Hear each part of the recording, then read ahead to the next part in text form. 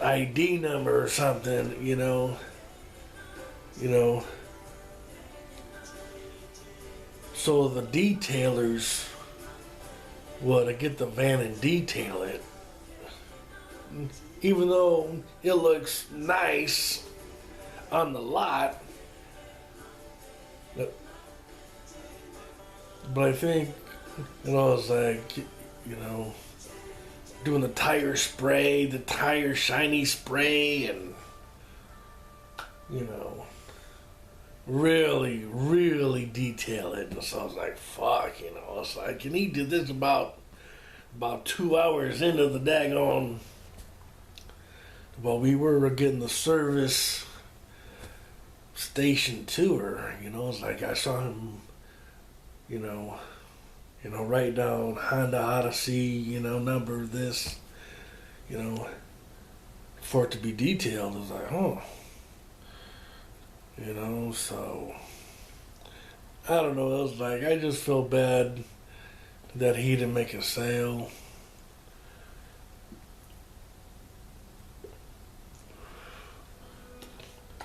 Because like he seemed, like a totally cool, down to earth, friendly, you know, you know, good hearted young man. I think he might have been like 30 or maybe late 20s. And so, and so bottom line, it was like we ended it up just me trying to get my credit union to accept this loan. I was like, and I already knew, no, dude, I'm like, no. And we left, or I left. I was like, and I grabbed the bike. I was like, I was I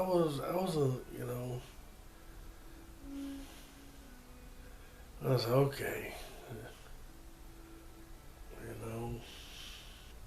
what do I do now? What's next?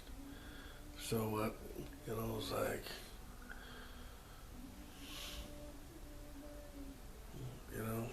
the game plan was for me to splurge on some daggone food and pizza, and cake.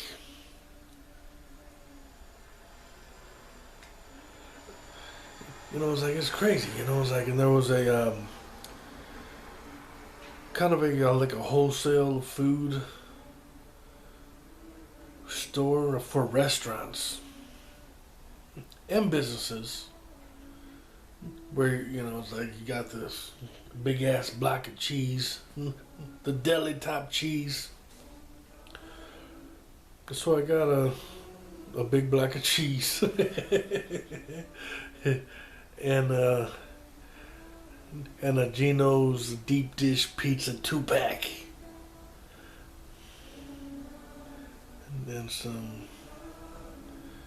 some olives.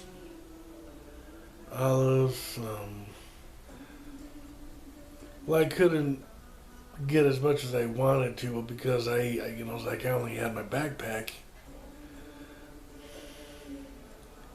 So I was like, and I don't want to have groceries on the handlebars, and I don't know. It was like I was in a funk mood, I guess. A little. It's like, fuck, man. It was like, what's up with my life? What the fuck, man? It's like you get, it's like you're 43 and you got shit to show. It's like you're riding a fucking bike to a car dealership, got the nut on that shit, I don't know. I was not in the best of moods, It's like, and then this, and while I was trying to organize all the, all the food that I got there, I try to. I think I did end up having a couple of groceries bags on the handlebars. And it's like, and this guy pulled up in a sweet ass Hummer, all tricked out, wheels, rims. It looked badass, I admit. I was like, fuck. And I was like, well, isn't this a little embarrassing, And I just fucking left. I just go home. Just go home and eat. And watch DVDs. I think at that time I did have the TV, so I was like, F this, man. Let's just get some videos and they're gonna go.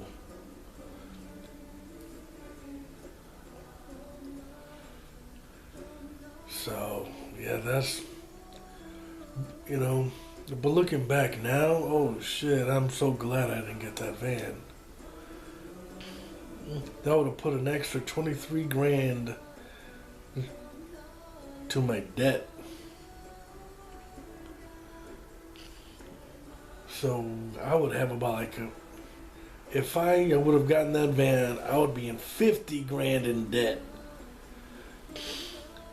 I said, oh, thank you, Jesus. I was like, looking back, it's like, yeah, thank you. Thank you,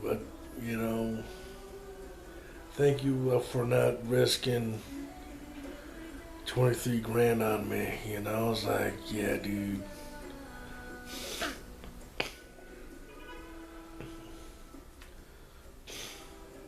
So, yeah, that's what happened there. Then about a couple days later, I got a response back from the instructor saying that, oh yeah, I was like, I greatly apologize, I'll change it.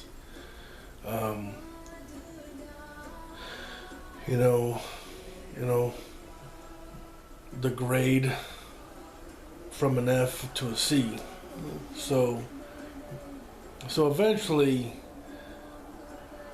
I got a C in the class, not an F.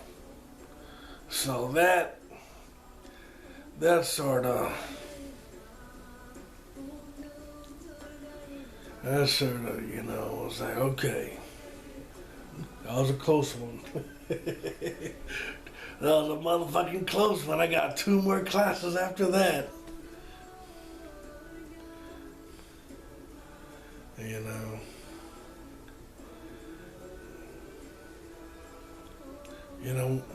I don't know, it's like I need new environment, Yes, I know it's possible for me to get in shape here where I'm at, but dude, I was vegging, it's like I totally believe for myself, that in order for you to transform and change your life, you have to have a total new environment,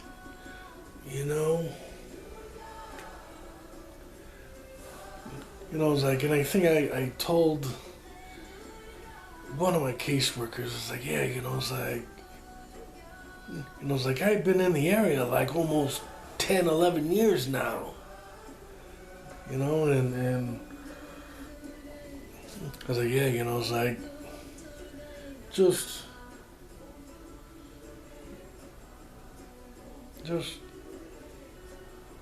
start over, it's like,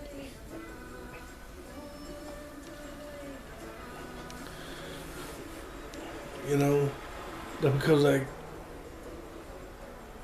when you live in the same place for quite some time, it's like you sort of go back to where you once were. You know, for example, like with the DUIs and drinking. I was like, oh yeah, it's like I remember that spot right there. That's where I got arrested. That's where I was doing the daggone sobriety test. I was like, oh yeah, and right there, I slept right there. I was like, oh yeah, I was like, I remember I used to park right there and go to sleep, and it was like, man, it was like,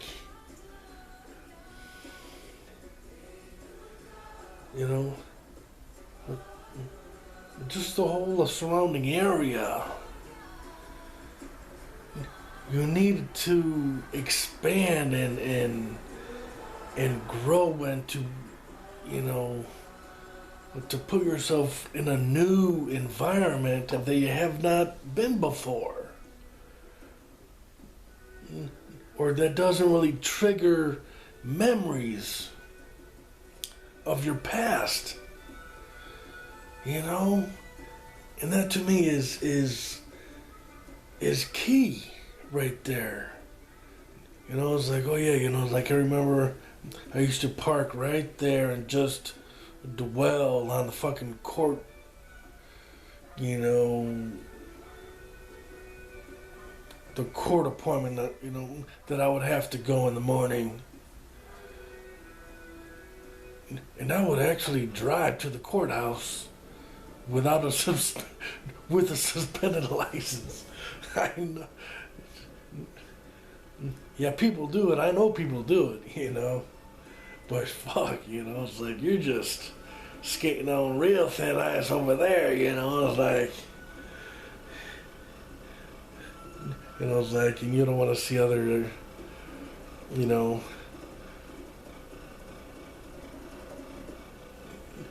like, or cross paths with the officer who pulled you over and arrested you while you pulling up in the same daggone car, knowing, that the police officer knows for a fact that you don't have got like your license. Like, fuck, that would have been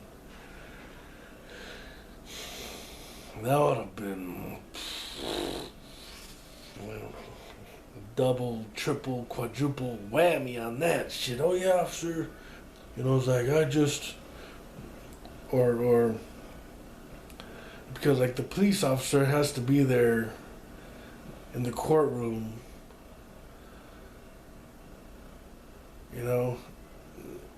if you're trying to fight it, I guess. And oh dude, man, if I would have,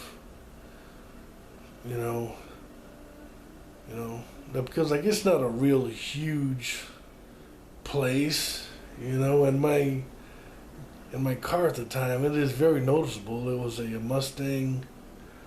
white Mustang, a convertible with white saline rims. It looked badass.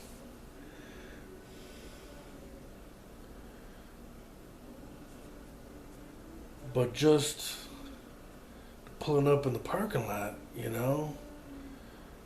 it was like in crossing paths with a police officer who arrested you.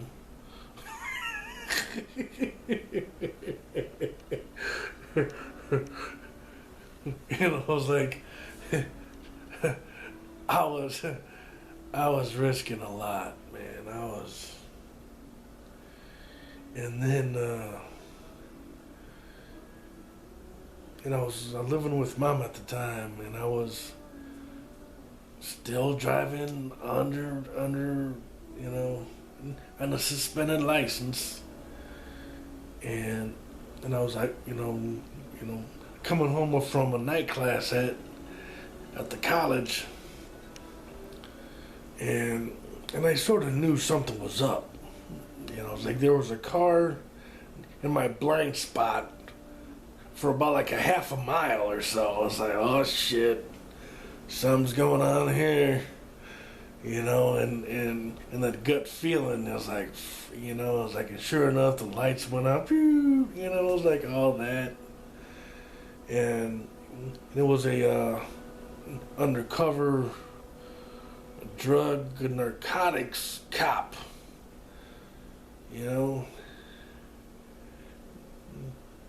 basically, it was like he ran my plates, saw that I had a suspended, and boom, got pulled over. Dude, I thought that was it for me, dude.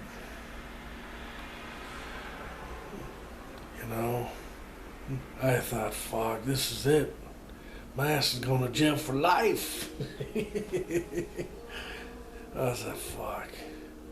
I was like, as soon as I had them handcuff me, I said, fuck, I'm done. And I was handcuffed. And I think right about I was to go to get in this car, in the backseat of the car, of the police undercover car, it was like he got a call on something. Oh, I shut on glory be to God. Thank you, Jesus. Thank you, Jesus. It's like apparently, they got a call that trumps this arrest or this, So bottom line, he told me, drive home and don't ever drive again until I get my license back. And that's basically what I did. Boom, that night, boom, that was it for me, Jack. That was it for me. So I knew I had to get rid of the Mustang. I was like, I had a friend. I was like, hey man, boom, I need to get rid of this. $900. Boom, it's yours. It's like $900 and you pay all the registration, all the title fees and all that. Boom, boom. Yeah. It was a badass ride. And that day forward, I was like, just the temptation of driving a car when you got a car, but yet, legally you can't drive, it's like the temptation is too much for me. And I was like, all right, it's like I would purposely leave when there's stop and go traffic. Luckily, oh dude, there were some close calls, my friend. Well, there's a cop right behind you and shit at the light, or I think I was at the light and a cop came up beside me. I said, whew. I was like, and I waved at the cop, hey guy, hello. I was like, thank you for your service. Thank you for protecting and serving. I was like, and just praying that they don't check my license plate. And just living that type of life is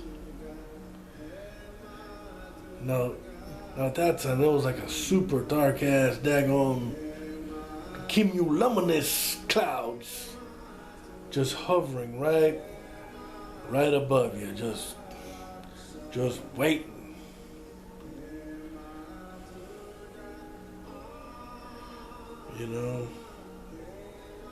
So after a couple years of trying to take care of the DUIs and